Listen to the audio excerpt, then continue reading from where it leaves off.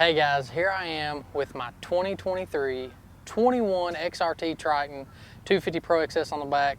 My 2023 rig is all ready to go. Been fishing out of it a little bit, and I'm going to show you a little bit about what I've done to this boat to fit me and help me catch bass. So up on the front, to start with, I always run a Lowrance Ghost 36 volt trolling motor. For me, it's been a super great trolling motor the past few years.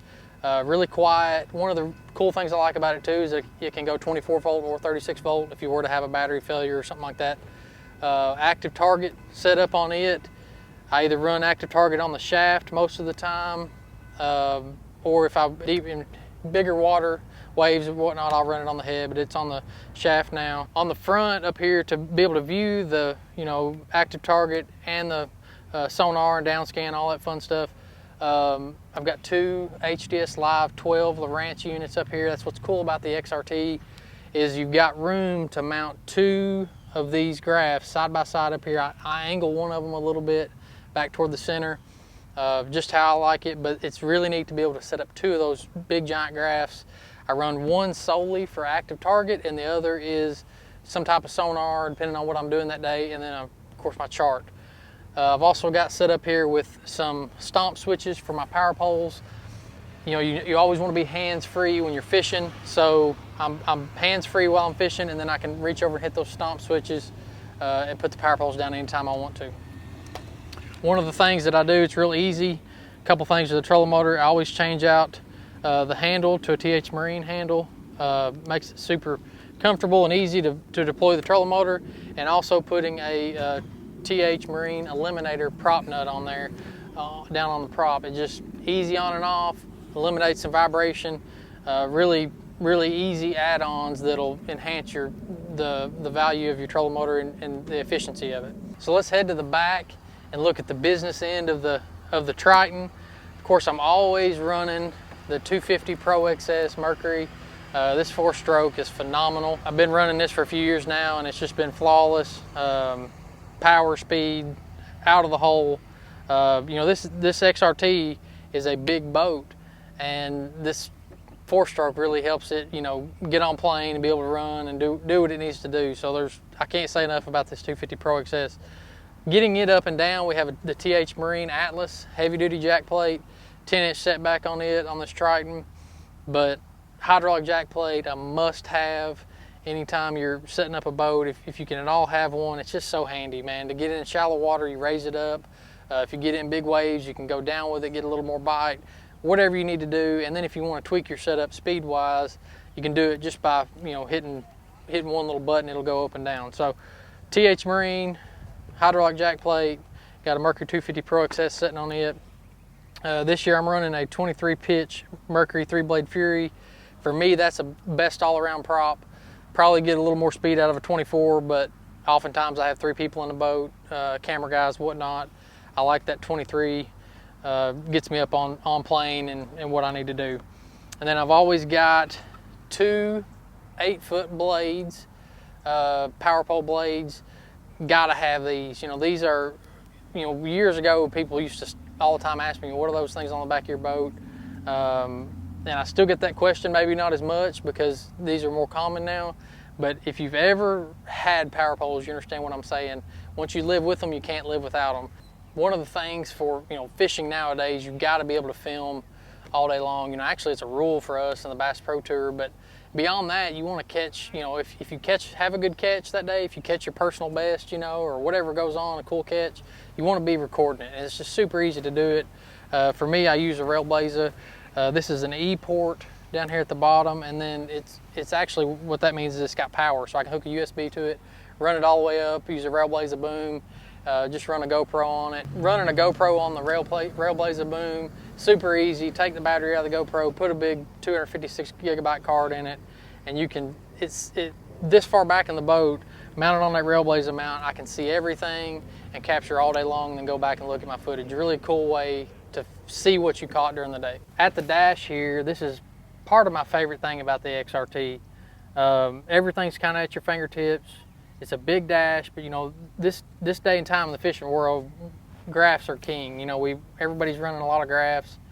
I can fit 2 12s right here in front of me. They're within finger reach, and they're not super high, so I can see over these graphs, so it's not becoming a safety issue. But two Lowrance 12 side by side at the dash. Of course, I got my Raymarine control center down here. I've actually got a charging port for my phone. I can drop my phone down in here. SmartCraft gauge for my Mercury Pro XS, gotta have that. Anything that goes on with that motor, fuel used, any warning horns or anything like that, this SmartCraft's gonna tell me about that. And also, one of the things that I've done on my boat is I've actually got two different quick ports that Railblazer makes, and all this simply is a really good, it's got an adhesive back to it. You clean it off, stick these on, and they'll fit about anywhere. But I've got one here that I use for my phone holder, and one up here that I actually use to, you know, run a GoPro up toward the front. So I've got the GoPro in the back, and I can run a GoPro toward the front. XRT, they kind of think of everything at Triton. We got USB ports down here to charge your phone. Of course, you got the charging bay up here for your phone as well.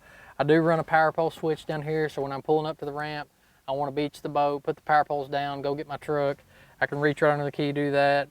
You can turn your main power switch on and off right here at the dash, at the console. Super convenient. That's one of my favorite things about this XRT is it's the layout of this dash.